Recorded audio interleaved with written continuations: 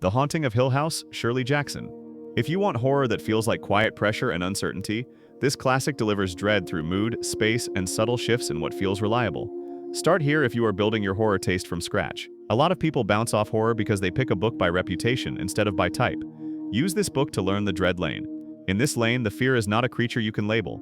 The fear is the feeling that the environment is slightly wrong and that your own interpretation might not save you. Shirley Jackson's style is unusually controlled. Sentences are clean. Scenes are focused. That makes the book feel modern even though it is older. Intensity note: the tension is steady rather than explosive. If you want jumpy action, pick a different lane. If you want to feel uneasy without needing graphic content, this is a safe starter. Reading tip: take it in short sessions. Dread books work best when you let the mood settle. You will also start noticing how small repeated details build a pattern. If you finish and you want more dread with more momentum, your next step can be The Shining. If you finish and you want a more classic monster mood, jump to Dracula. Content note: this book relies on psychological tension and social pressure, not graphic description. If you are unsure about your tolerance, that is a gentle place to begin. The Shining. Stephen King. If you want horror that is atmospheric but easy to read, this delivers isolation, stress, and escalating unease in a setting that feels like it has its own climate. Stephen King is a strong beginner author because he writes with clarity. He explains what you need without making the prose feel academic. The experience here is pressure. Everyday routines become tense. A place becomes important. You get a sense of being cut off from normal support systems. If you have only watched horror movies, this is a helpful bridge. The scenes are concrete, and the chapters tend to end in a way that keeps you moving. Intensity note: it is intense, but it is not hard to follow. If you are sensitive to the feeling of being trapped in one location, plan your reading sessions accordingly. Practical tip: do not rush. When King slows down for description, it is usually doing work. It is teaching you what details to pay attention to. If you enjoy the scale and want an even bigger town-sized experience later, keep it as a longer project. If you prefer the Gothic house mood, Mexican Gothic is a smoother transition. Content note: the book can feel intense because the setting is isolating and the stress accumulates. If you need lighter nights, read earlier in the day and stop after a calm chapter. Dracula, Bram Stoker. If you want classic Gothic horror with an iconic monster and a surprisingly readable structure, this works best when you treat it as a set of documents you are collecting. Many readers assume the language will feel heavy. The trick is that the format helps. Letters and journal entries create natural stopping points. The tone is candlelight dread. It is about boundaries, night travel, strange rules, and the social cost of not understanding what you are facing. This is an excellent pick if you like atmosphere and you want a classic that does not require you to learn a whole series first. Intensity note: the fear is less about graphic description and more about sustained unease. You might find the pacing slower than modern thrillers, but it rewards steady reading. Edition tip: choose a clean modern paperback with readable type. A good layout matters for older books, especially with the document structure. If you like the Gothic mood but want modern prose and sharper social observation, Mexican Gothic is the easiest next step. Reading with a bookmark for the different document voices can help you stay oriented and makes the structure feel intentional. Frankenstein, Mary Shelley. If you want horror that feels like a thought experiment, this classic uses Gothic tone and emotional intensity to explore responsibility, control, and isolation without needing fast action. People often associate this book with school assignments. Ignore that framing. In practice, it reads like a tense moral conversation, and it is shorter than its reputation. This is a strong starter if you want horror-adjacent reading that still counts as horror. It sits near early science fiction, but the fear comes from human choices, not gadgets. The mood is serious and reflective. You can read it quickly, then think about it for a long time, which is part of why it has lasted. Intensity note: it is emotionally heavy in places, but it is not built around shock. If you dislike gore and you want something conceptually dark, this fits. Reading tip: do not worry about overanalyzing symbolism on the first pass. Focus on tone and the feeling of decisions closing off options. If you like the classic lane and want a more purely Gothic monster atmosphere after this, Dracula is the natural pairing. Bird Box. Josh Malerman. If you want modern horror that is very readable and built around decision pressure, this is a strong gateway because it creates tension through restricted perception and simple rules. This book is often recommended to movie-first horror fans because the chapters move and the prose stays direct. The fear here is not ornate, it is functional. You are watching a situation tighten, and the writing keeps you in the moment. That makes it a good pick when you are tired, busy, or returning to reading after a break. You can get momentum quickly. Intensity note: the pacing is tense. If you want slow dread and ambiguity, you may prefer The Haunting of Hill House. If you want a confrontational supernatural argument vibe, The Exorcist is closer. Habit tip: after you finish, immediately choose your next book based on what part felt strongest. If the rules and pacing were the hook, stay with modern horror. If the atmosphere was the hook, shift to Gothic. This channel's full reading map for horror types is in the long video. Use that to avoid random picks that do not match your tolerance. Mexican Gothic, Silvia Moreno Garcia. If you want Gothic horror with modern clarity, this gives you a remote house, thick atmosphere, and social tension that stays readable without requiring classic literature patience.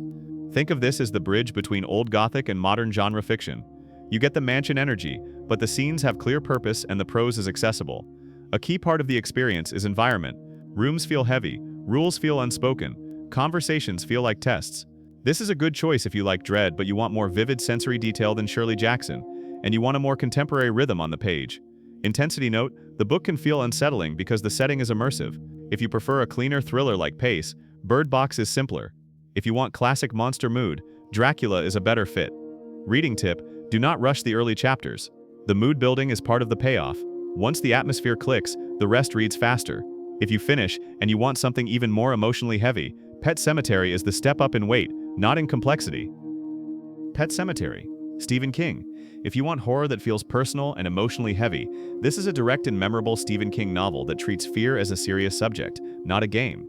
This book is often recommended with a warning, not because it is confusing, but because its themes can hit hard depending on where you are in life. King's plain language is an advantage here. The story feels close to ordinary life, which makes the tension feel close too. Use this when you want horror that leaves a strong aftertaste. If you want something lighter as a first step, start with The Shining or Bird Box instead. Intensity note, emotionally intense. If you are reading to relax, choose a different lane. If you want to feel the genre's full weight, this is one of the cleanest examples. Practical tip, pace it. A steady schedule works better than binge reading because the mood can build on you. If what you like here is the directness and confrontational energy, The Exorcist offers a different style of intensity with a strong narrative voice. If you want to stay in Stephen King but with a slightly lighter entry, The Shining is usually the better first step. Then you can return to this when you want something heavier. The Exorcist, William Peter Blatty.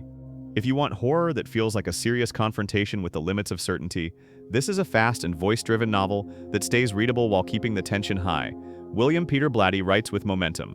Scenes move. Dialogue is sharp. The tone is confident and sometimes abrasive, which is part of its effect. This is a good pick for skeptics who want horror that feels grounded in procedure and argument rather than dreamy ambiguity. It also works for readers who like courtroom or investigative energy, where conversations and evidence matter as much as atmosphere. Intensity note, the tone can feel harsh. If you prefer quiet dread, start with Shirley Jackson. If you prefer modern minimalism, try Bird Box first. Reading tip, keep sessions short if you are sensitive to strong scenes. The prose is straightforward, so you can stop at natural breaks without losing context. In the long video, I map which horror types pair well with which tolerance levels, so you can move from this into a safer or deeper lane on purpose. It's Stephen King. If you want a long horror novel that feels like a complete town map, this gives you big scope atmosphere and a sense of place, while staying readable through Stephen King's clear prose. The barrier is length, not difficulty. If you are comfortable reading in episodes, the book becomes manageable. This is a second-step recommendation for many readers. Start with The Shining first if you want to test whether King's style works for you. The experience here is layered. You get quiet dread, moments of high tension, and a long memory-based mood that can feel both intimate and wide. Intensity note, strong. Plan your reading. If you want something shorter that still feels classic, Dracula and Frankenstein are easier commitments. Practical tip, do not aim for a perfect binge. Aim for a steady project. 30 pages at a time is enough to keep the world in your head. If you finish this and want a different style of horror altogether, try the classic psychological dread of The Haunting of Hill House to reset your palate. One practical approach is to pair it with a shorter book between reading sessions. Alternating keeps the long project enjoyable and reduces the feeling of obligation. Bird Box, Josh Mallerman. If you want the simplest plan to start reading horror regularly, use this as your first modern test because it is short, clear, and built for momentum rather than literary patience. A common mistake is choosing a classic because it is famous, then assuming you dislike horror when the real issue is format. Older books can be brilliant and still be the wrong first step. Read this first to answer a practical question. Do you enjoy sustained tension on the page? If yes, you can go deeper. If no, you might prefer dread classics where the pace is slower and the mood is the point.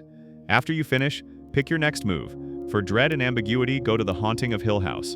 For isolation dread with clear scenes, go to The Shining. For Gothic house style with modern prose, go to Mexican Gothic. If you want a classic monster lane, go to Dracula. If you want a thought experiment classic, go to Frankenstein.